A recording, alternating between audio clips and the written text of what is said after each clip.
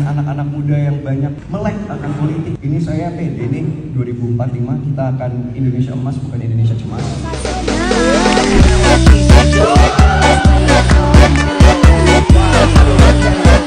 Menurut Aristoteles, arti bahagia itu adalah eudaimonia.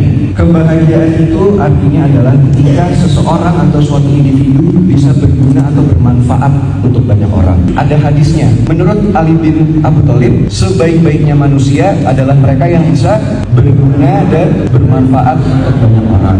Dan itulah fungsinya parlemen sebetulnya. Di tahun 2030 sampai 2045, jumlah anak-anak muda ataupun masyarakat yang produktif itu berada di angka 208 juta dari sekarang saat ini 280 juta.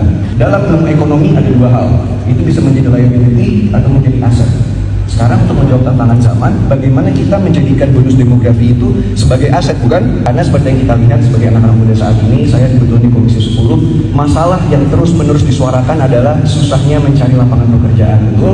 Faktor ordal dan juga birokrasi yang ribet itu menjadi penghambat kita untuk menjadi sukses, betul? Dan kenapa anak muda itu harus terlibat dalam parlemen? Sebetulnya bukan hanya parlemen, tapi di trias politika, apapun itu sektornya, eksekutif, legislatif ataupun judikatif, keterlibatan anak muda itu sangat penting. Youth mainstreaming, karena yang mengetahui masalah yang kita hadapi itu ya anak-anak muda. Dan jangan sampai momentum itu hilang, karena window opportunity-nya, kesempatan kita itu ada sekarang dengan anak-anak muda yang banyak melek akan politik dan langsung terjun langsung. Ini saya pede nih, 2045 kita akan Indonesia emas, bukan Indonesia cemas. Dari parlemen itu adalah kolektif kolegial, kita tidak bisa kerja sendiri, kita harus bekerja sama sebagai tim, birokrasi itu harus berjalan, dan juga yang paling penting adalah skill diplomasi. Itu adalah honest tip yang bisa saya share kepada teman-teman semua. Diplomasi itu sangat penting. Diplomasi itu apa? Komunikasi, representasi, dan juga negosiasi. Saya ada satu quote yang saya suka pegang dari dulu.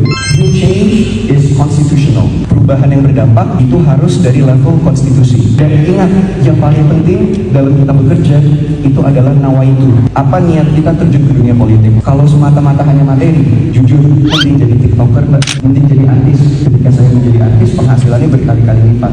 Tetapi setidaknya manfaat dan juga hal yang bisa saya lakukan ketika saya menjadi pejabat publik tidak ternilai karena hal kecil. Contohnya, saya bisa turun ke dapil membawa oleh-oleh untuk konstituen saya. Ketika saya bertemu mereka, saya bisa membantu membangun sekolah mereka. Saya bisa membantu memberikan kelengkapan sekolah mereka. Melihat bagaimana ibu-ibu yang begitu tulus mendoakan saya dan juga keluarga saya. Bagaimana mereka bersyukur dan berterima kasih atas apa yang kita perjuangkan. Percaya teman-teman, itulah esensi dari kehidupan.